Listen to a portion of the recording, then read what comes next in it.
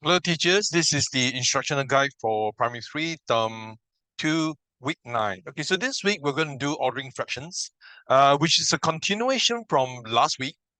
And last week, right, the students get to compare two fractions, and they were taught, just do a quick recap, they were taught that in order to compare two fractions, either they convert the numerator to be the same or they convert the denominator to be the same, right? So it really depends on the question, see which is easier, all right? Whether it's easier to convert the denominator so that you're dealing with the same set of denominators, or whether it's easier to compare by converting the numerators, okay?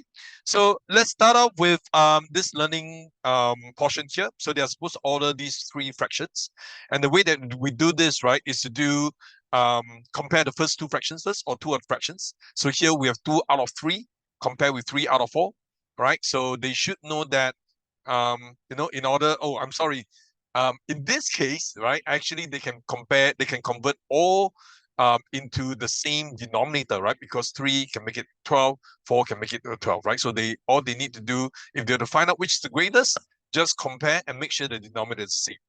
Okay, so in this case, we look at the largest denominator, okay, and then so 3 can convert into 12. So all you need here is 3 times, as illustrated in the example here, 3 times 4 equals 12, 2 times 4 equals 8, right? And then you have 4 times 3 equals 12, 3 times 3 equals 9. And after that, you have fractions that are out of 12. So it's quite easy to compare which is the greatest. And in this case, 9 out of 12 is the greatest, all right? 9 out of 12 is the greatest. And then so they sort it out. So that'd be 3/4, followed by the second greatest, that is 8 out of 12. 8 out of 12 is 7. Oh, sorry. And then followed by 2/3. 2/3 is 8 out of 12. Right? So we put 2/3. And finally, 7 out of 12 is the smallest. Okay.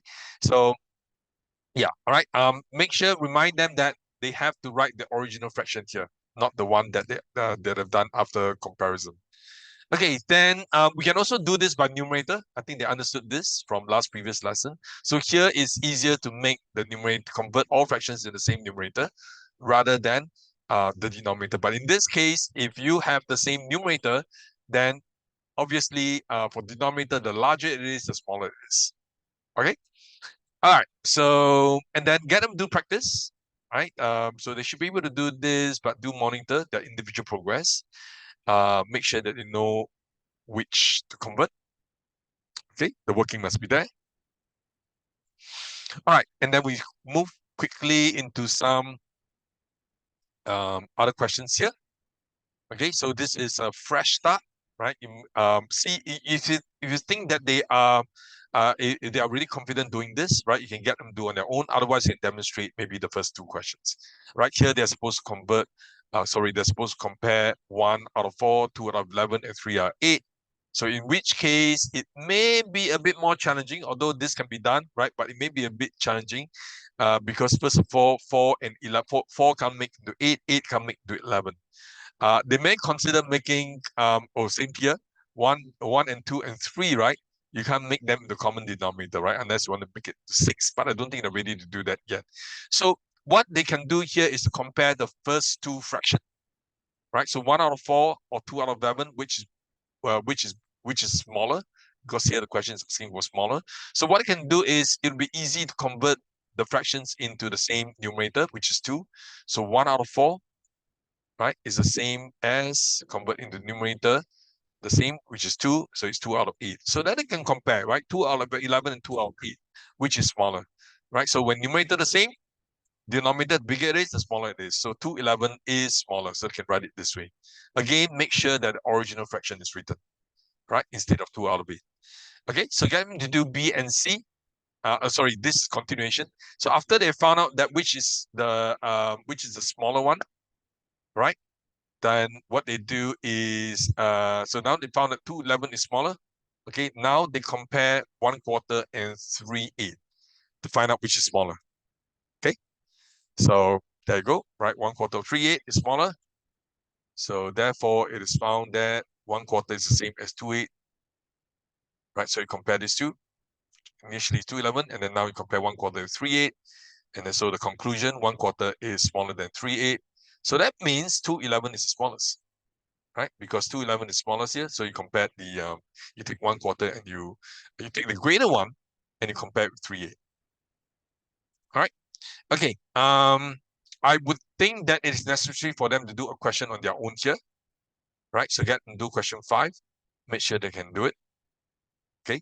So as long as they do it step by step, should be fine. So same thing here, right? Correct process is 1, 2, or 3, 10. So they compare the two fractions first.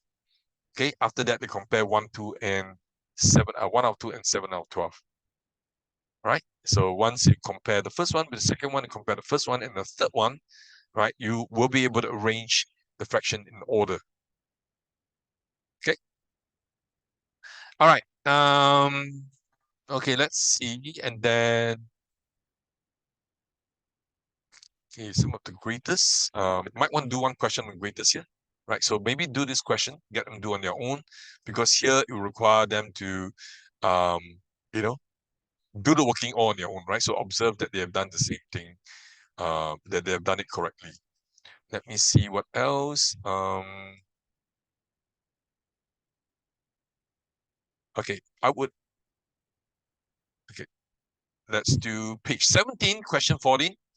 This method uses half as a benchmark, right? So sometimes quickly they can tell 4 out of 5, 5 out of 12, and 7 out of 10, which one is less than half, right? So some kids will be able to see that, oh, 6 out of 12 is half, right? So 5 out of 12 is less than half. So 5 out of 12 will be the smallest.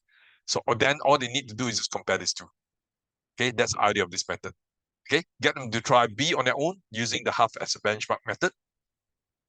Okay, and that's it for this booklet. Now, the next booklet we're going to do is addition. I know time is a bit compact here, right? But we got to get things moving. So let's take a look at the second book. The second booklet is on addition. So start by doing a quick recap of things that they have learned in P2. Now in P2, what they've learned about addition, right, is the addition of wait a minute, they have learned the addition of like fractions, right? Fractions that are the same denominator. Okay, fractions that have the same denominator. So hence, we do a quick recap here. All right. So for example, ask them what is 1 out of 4 plus 2 out of 4. Okay, what is 1 out of 4 plus 2 out of 4? All right. And then let's see. So answer is of course 3 out of 4. Right. So that's a trigger of what trigger activity for what they've learned in the learning P2. Now for this topic, right, prepare them that what they are learning now is to add fractions that are unlike, right, with different denominators. Now, when they have fractions with different denominators, right, same thing. If they need to compare, they need to convert, right? Look at how 3 can become 6. The smaller denominator can become bigger denominator. So same thing. They have to convert the fraction. They need a common denominator. So in this case, 1/3. They need to convert it into a fraction that has the same denominator as 1 out of 6. So that means 1/3 convert into this, right? So 3 times 2 equals 6, 1 times 2 equals 2. So yeah. So they should know this idea, right? And then get them to do the guided practice here, right? What is half plus 1/4? So they need to convert half into quarter first, half into 4. That means 2 times 2, and then 1 times 2 will be 2.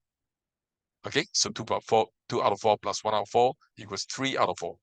So get them the whole series of guided practice. Okay, then for independent practice, question 1, make sure that they simplify the answers. Remind them that they need to simplify the answers. In fact, right at the guided practice, right, some of them will forget to simplify. So there's one practice here that shows that 2 questions here, 5 out of 10. Some will stop there and say, what do I do next? Simplify, right? Simply remind them, right, which is something that they learned previous lesson. Okay, so simplify, and then if they get 2 out of 2, numerator and denominator the same, they convert it into wholes, right? 2 out of 2 is equals to 1. Okay, so do the circle question as provided there. This is for their practice. right? So that you can assess whether they know how to do this. And after that, there's a lot of regurgitation of questions. So I'm going to skip some of these here and move. Okay, there you go. Right, get them to do this on their own. Page 11. Right, make sure that they do the working correctly. They know how to convert. So this is part where they can do the working here. 4 out of 5. All right, make this a good habit. Right, make sure that they do that. Okay, for a start, I think they need this kind of practice. So make sure they do that. Times 2. Okay, all right. And let's see what else. Yeah, if they need more practices, give them a few questions. Last question to do with them will be this. For A, add 2, 3, and 1 out of 9. Write your answer in simplest form. So you got Tony's answer. So they need to assess whether Tony's answer is right. If Tony's answer is right, leave it as that. If Tony's answer is wrong, right, they put no here, and then they show the steps. And that's it for the this week's material. Now, so there is one method, a very quick method, that I would like you to demonstrate to students and tell them that this is the method that they can do when they are not required to show the steps for comparison of fraction, right? So take note, right? Other contexts, right? It is necessary for them to show the steps. But let's say when they're doing tests, okay, and they're asked to compare those fractions where they don't have to where they don't have to show the steps, then they can do this method. So for example, 3 out of 4 and 5 out of 6, which is greater, right? So they may have to compare the fraction. Sorry, this is back example. Let me, okay, 3 out of 4 and let's erase 3 out of 4 and okay, let me erase this again. 3 out of 4 and 5 out of 8, right? Which is a bigger fraction. So what we have taught them in the earlier lesson is they need to convert 4 into 8, right? Or convert or have the same numerator. But in this case, it's easier to convert 4 into 8, right? And then they compare. Now, so a quick way for them to do is what we call I call it the X method, right? Last time I called it X-Men, but I realized a lot of them don't know the X-Men. Or they some call it the butterfly method. And that is this, right? X method, put X here. So what they need to do, right, is they do 3 times 8, right, this way. 3 times 8. So what is 3 times 8? 3 times 8 is 24. Okay, what is 4 times 5? 4 times 5 is 20. Okay, and so easily they can compare, right? If they know, provided they know their multiplications well, right? 24 is greater than 20, therefore 3 out of 4 is the greater fraction. Okay, so that is the X-Men method or the X method, right? They can do if they don't have to show the steps and so on. Right? Although, by converting this, it's actually not difficult as well. 2 times 4 equals 8, 2 times 3 equals 6. Okay, it might be easier. So it really depends, right? For some questions, it may be harder, especially when questions that they cannot compare. So tell them that this is actually good when it is difficult to compare convert the so-called fraction with the same denominator as the example that I showed you just now, which may be a bit more challenging. So for example, 5 out of 7, right? It's a bit harder, right, for them to see that they can actually convert into common denominator of 28. So in this case, they can just multiply 3 times 7 equals 21. 4 times 5 equals 20. So 3 out of 4 is greater than 5 out of 7. Okay, and that's the method. Thank you.